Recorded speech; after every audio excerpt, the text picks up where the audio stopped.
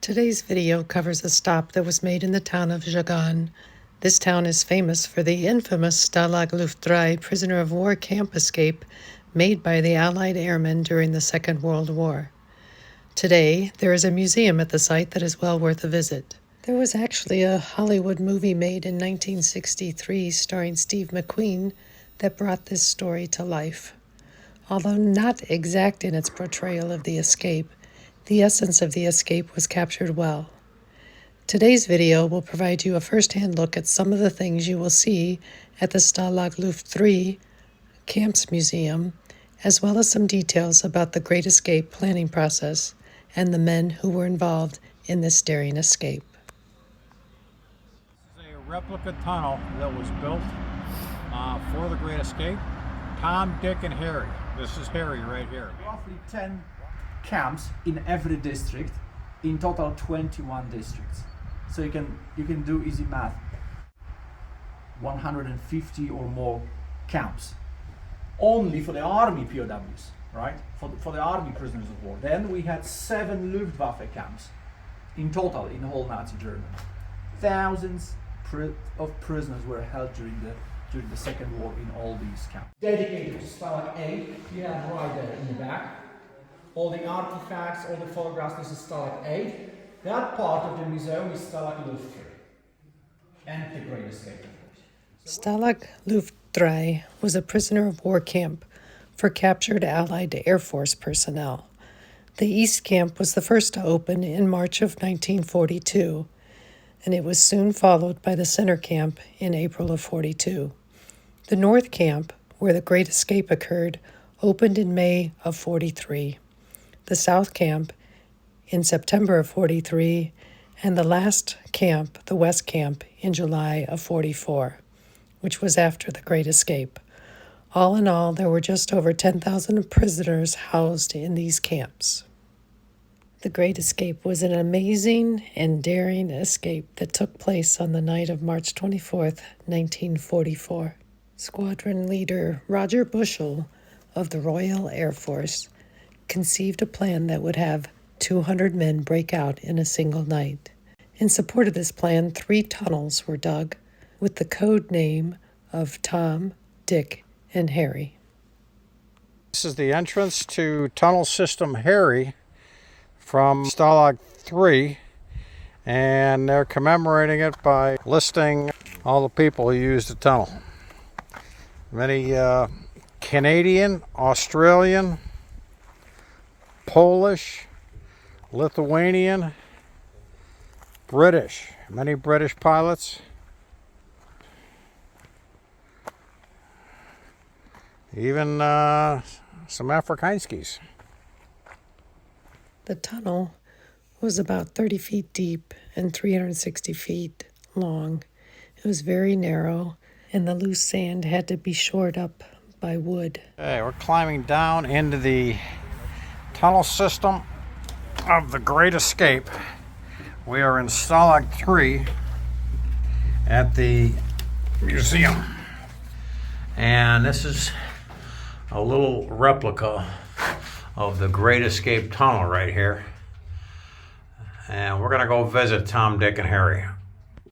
Underneath where Alicia's walking is the actual tunnel system where the prisoners escaped from. Again, many of them attempted, only 3 of them successfully got out. Over 600 men worked towards the goal of freeing 200 of their fellow prison mates. They built tools for digging.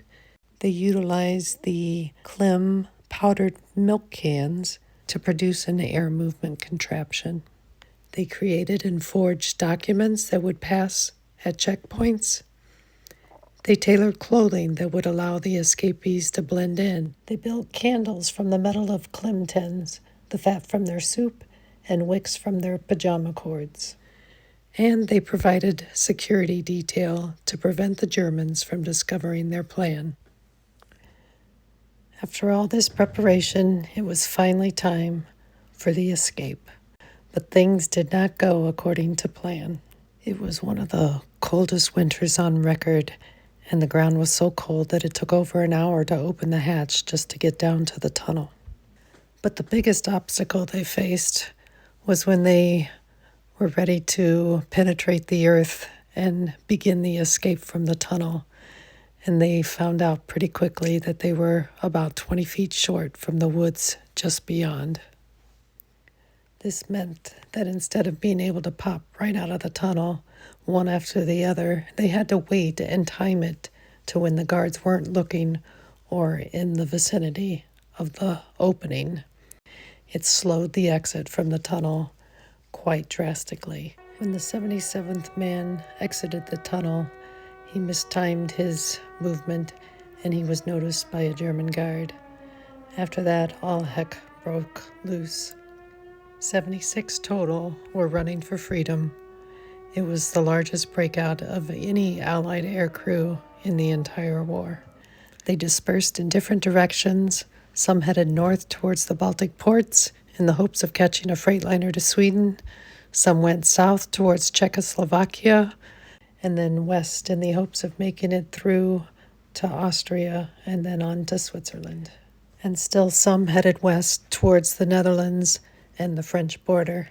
They utilized different methods of transport, ranging from walking to trains to bicycles and even boats. But the odds were stacked against them. Hitler was so enraged when he found out about the escape that he ordered 50 to be executed once they were found. Over 100,000 German reservists were assigned to find the escapees. All but 3 were captured. The 3 that made it to freedom were 2 26-year-old Norwegians, Jens Müller and Per Bergslund. They had taken a train to Stettin on the Baltic coast and were smuggled onto a ship heading to Sweden. The 3rd escapee that made it to freedom was a Dutchman named Bram van der Stok. He took trains to the Netherlands where he met up with the underground resistance fighters who smuggled him to Belgium, then on to France, then to the Pyrenees, into Spain, and eventually into the British territory of Gibraltar. Here are the names of the 50 escapees that were caught and executed. The commandant that was put into place after the escape was so appalled that the escapees were murdered that he allowed the prisoners who remained there to build a memorial. That memorial still stands today. The Stalag Luft 3 camp was liberated on January 27, 1945, just 10 months and a few days from the date of the Great Escape. If you are interested in hearing a more personal aspect of those involved in the planning and execution of the Great Escape, I've included a bonus feature here in this video. The final leg of the Poland trip will bring us to Zary and Swobodzin, where the Chez, Lewandowski, and Hinkle family connect with relatives living in Poland. We hope you'll join us. This bonus feature provides a sampling of some of the men involved in the Great Escape. The mastermind behind the Great Escape was Roger Bushel. He made it to the French border within 24 hours. But when a German guard said good luck in English, he responded in English. Johnny Bull was the first man out of the tunnel. He was one of the lead tunnelers. He was executed after being caught. Jimmy James was a tunneler. He was number 39 out of the tunnel. He was on his way to Czechoslovakia and lasted 14 days before being caught. Johnny Dodge organized the choir to cover the noise of making tools while the tunnel was being prepared. He was one of the ones returned to the camp after being caught. Bernard Pop Green was the oldest escapee at 56 years old. He was caught and returned to the camp. He died in November of 1971. Tony Bethel was the youngest escapee at 21. He was picked up walking along the railroad tracks in broad daylight. He died in Canada in 2004. Gordon Kidder was a 27-year-old Canadian. He was a linguist.